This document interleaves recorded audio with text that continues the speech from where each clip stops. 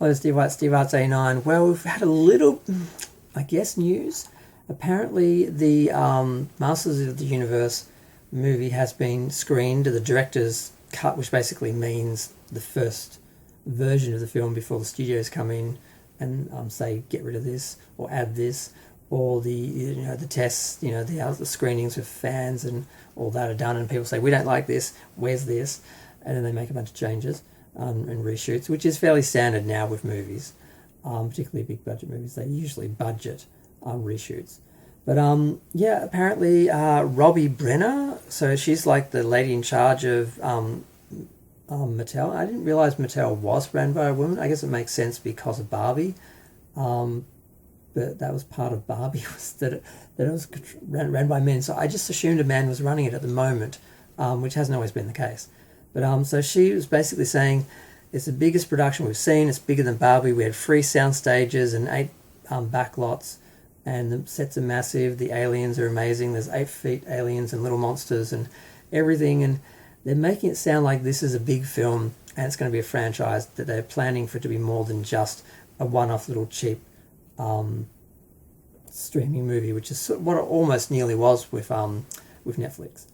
And what else was she was basically just saying it's great, and of course they're an executive, so on some level they're going to say that to promote it, but it does sound like she's going out of her way to say I personally saw this and it was great. I've seen the director's cut and it's amazing. So there's some hope there, but it also is coming from people who don't really like non-fans. Like Robert Meyer Burnett's had a lot to say about the designs they saw at some convention where they showed them some footage and some images, but he doesn't really know Master Universe. He isn't really a fan. I know he bought the toy. Did he buy the toys back in '82 when it first started? I think he said he did. But there's people who are saying the film's going to be great, but they, for the most part, aren't Master Universe fans, so it's hard to tell whether they actually know what they're talking about.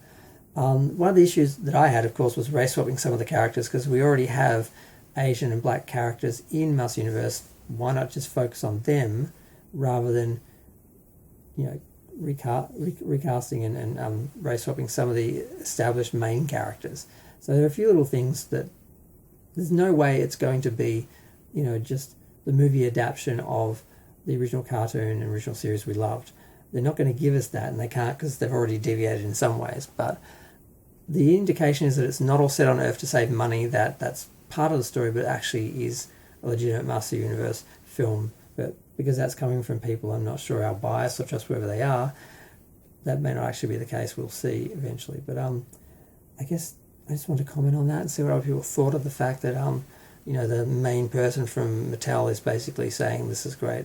Now, of course they're going to say positive things, but did they have to say this and go into that much detail? And it does seem to be coming from an actual person's actual experience of going to the set and seeing the actual final cut, rather than just some random executive saying, oh, our future product's going to be great, because of course. So it's giving us hope that the film as a whole will be good, even if they've made a few little missteps, mostly with casting, but also having just the idea of having any scenes on Earth after the first film primarily being set on Earth, because they didn't have the money to really create Eternia and stay on Eternia. It is, so they should have just avoided Earth altogether, because it just automatically makes people worry about the same thing being repeated and the same thing happening again. But either way, I just need to talk about it for a minute. Feel free to share, like, comment, subscribe. Let me know what you think of this. I think it's encouraging, it's positive, but it's still basically an executive or someone who's invested basically saying, yes, my product's great. But it might be.